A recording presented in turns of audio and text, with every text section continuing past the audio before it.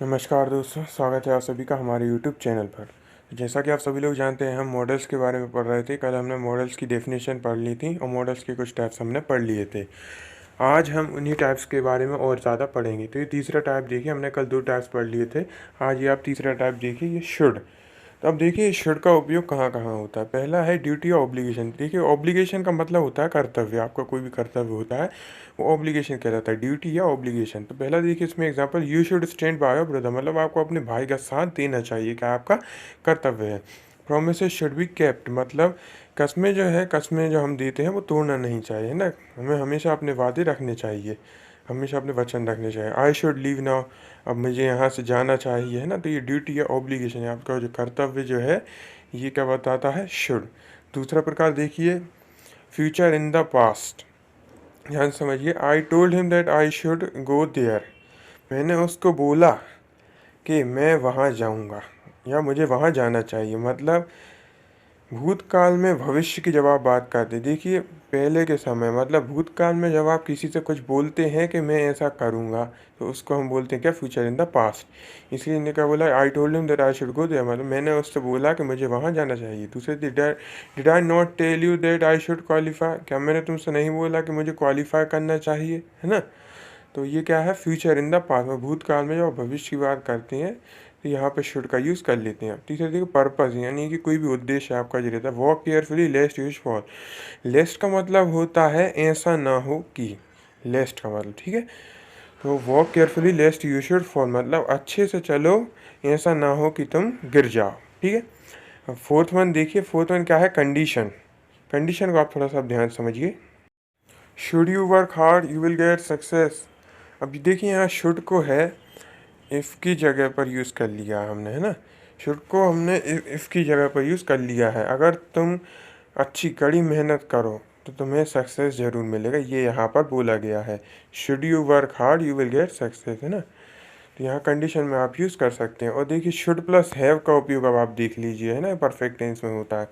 This one used to obligation in the past, मतलब भूतकाल में आपका जो कर्तव्य था उसके बारे में ये बताता है ना। ये देखिए, you should have stood by your brother, मतलब तुम्हें अपने भाई का साथ देना चाहिए था। ठीक है दोस्तों, उम्मीद है आपको समझ में आया होगा। तो चलिए हम अगली स्लाइड की ओर बढ़ते हैं। अब देखिए फोर्थ है क्या, मस्ट। मस्ट देखिए कहाँ कहाँ यूज होता है, नेसेसिटी या ऑब्लिगेशन। ऑब्लिगेशन मैंने आपको बताया था कर्तव्य होता है, नेसेसिटी मतलब आपकी कोई ज़रूरत रहती है ना। देखिए पहला example, you must follow instruction, तुम्हें निर्देशों को मानना चाहिए, है ना, ये क्या है, आपका कर्तव्य है। और आई मस्ट लीव नाउ, अब मुझे यहाँ से जाना चाहिए, ये क्या है, आपकी ज़रूरत है। मतलब कहीं से आपको जाना है, कोई कंपनी रहती है वहाँ से आपको जाना रहता है, कोई जगह है वहाँ से आपको जाना रहता है ना। तो आप बोलते हैं आई मस्ट लीव नाउ, ठीक है। इसका मतलब जो होता है कि अब मुझे यहाँ से जाना चाहिए, आपकी ज़रूरत है। बी देखिए, ऑर्डर ऑफ द स्पीकर, मतलब कोई भी बोलने वाला व्यक्ति जो है वो मस्ट का उपयोग कर रहा है, तो मतलब वो ऑर्डर दे रहा है ना।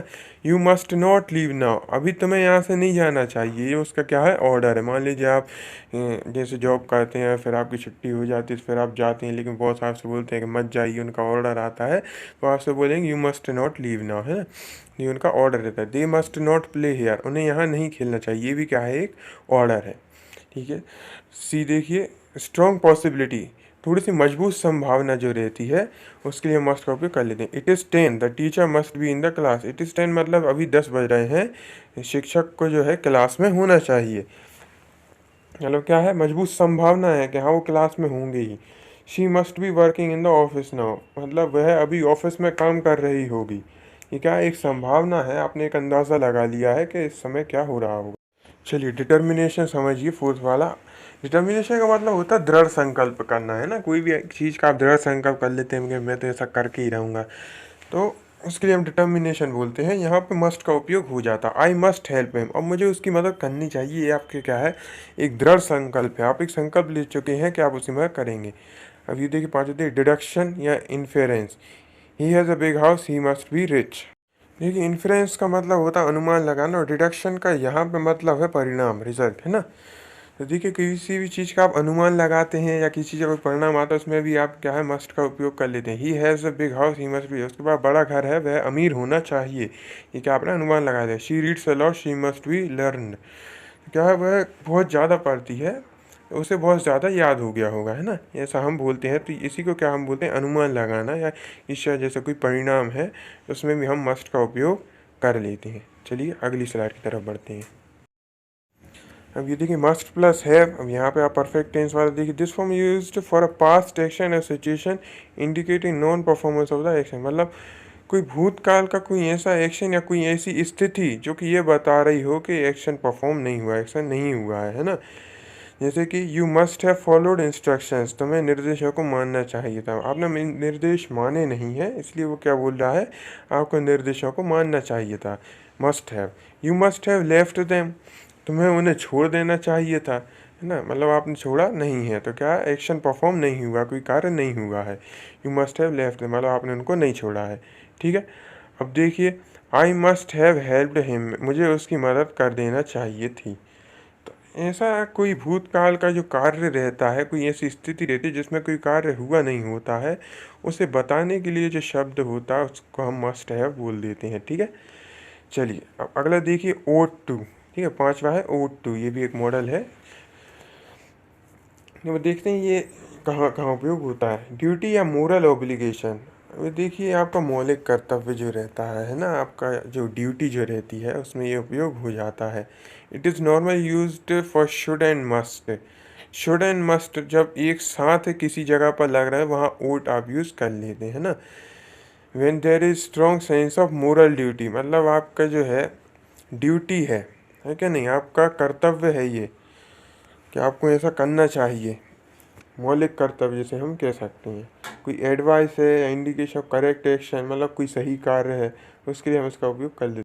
इसमें पहला सेंटेंस आप देखिए, you ought to serve your motherland, मतलब आपको अपनी मातृभूमि की सेवा करनी चाहिए, ये क्या है, आपका कर्तव्य है ना। You ought not to take fatty food, मतलब आपको जो है ज़्यादा ये फैट वाला खाना नहीं लेना चाहिए। और ये देखिए you ought to take food before leaving, मतलब यहाँ जाने से पहले आपको खाना खा लेना चाहिए। तो ओट टू का उपयोग ये आप समझ चुके हैं, कोई आपकी ड्यूटी है या कोई मौलिक कर्तव्य जो है वहाँ पे आप यूज़ कर लेते हैं।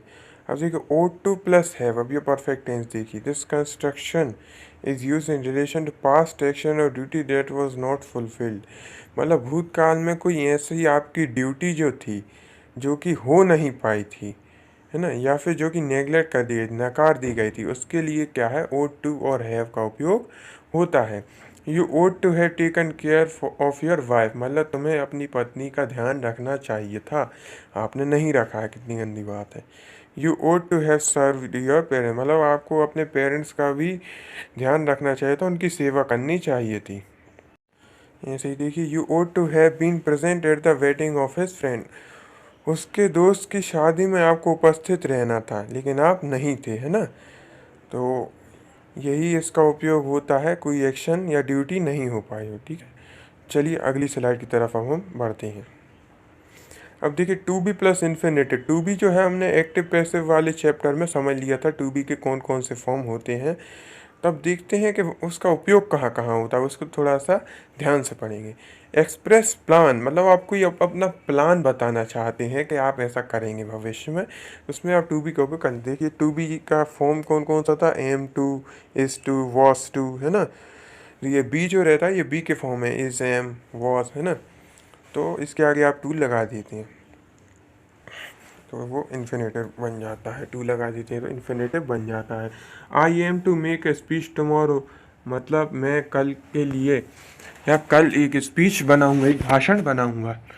She is to leave for the States after marriage, States मतलब क्या, यहाँ यूनाइटेड स्टेट्स की बात की गई है। तो she is to leave for the States after marriage, मतलब शादी के बाद वह अमेरिका जाने का बोल रही है। और देखिए I was to make a speech yesterday, मतलब मैं कल स्पीच बनाने वाला था। She was to leave for the States for higher study, मतलब वह अमेरिका जाने वाली थी और आगे की पढ़ाई के लिए, ठीक है। चलिए दूसरा देखिए एक्सप्रेस ऑर्डर, है ना, मतलब मस्ट की जगह आप इसको जब कहाँ यूज़ कर सकते हैं वो देखिए, कोई ऑर्डर आप देते हैं। Students are to wait outside, मतलब बच्चों को बाहर वेट करना होगा, ये ऑर्डर है। The servant is to remain in the house till we return, जब तक हम ना तब तक सर्वेंट को घर में रहना होगा। ठीक है, ये भी क्या है, एक ऑर्डर है, तो आप ऑर्डर में इसको यूज़ कर सकते हैं। ऑब्लिगेशन या ड्यूटी, कर्तव्य और ड्यूटी में आप इसका यूज़ कर सकते हैं। I am to help my ailing brother, ये एलिंग का मतलब क्या होता है, बीमार होता है ना। I am to help my ailing brother, मुझे अपने बीमार भाई की मदद करनी चाहिए, ये क्या है, आपकी ड्यूटी है। My friend was to send money to his sister, मतलब मेरा दोस्त उसकी बहन को पैसा भेजने वाला था। ठीक है, तो ये क्या है, ये ड्यूटी है। आप इसको ऑब्लिगेशन और ड्यूटी में यूज़ कर सकते हैं। ये जो टू बी प्लस इन्फिनेटिव वाला जो है, इसको आप ऑब्लिगेशन में यूज़ कर सकते हैं। टू बी क्या है, ये इज़ एम वॉज है, और इन्फिनेटिव क्या है, टू, टी ओ टू, इसको हम क्या इन्फिनेटिव बोल दिया करते हैं। ठीक है दोस्तों, आज के लेक्चर में बस इतना ही, लेकिन अभी ये चैप्टर ख़त्म नहीं हुआ है, तो अगले लेक्चर में हम और इसके बारे में पढ़ेंगे, और इसके प्रकार पढ़ेंगे, इसके एग्जांपल्स, डेफिनेशन सब पढ़ेंगे। तो तब तक के लिए आपसे विदा लेना चाहूँगा। जय हिंद, जय भारत।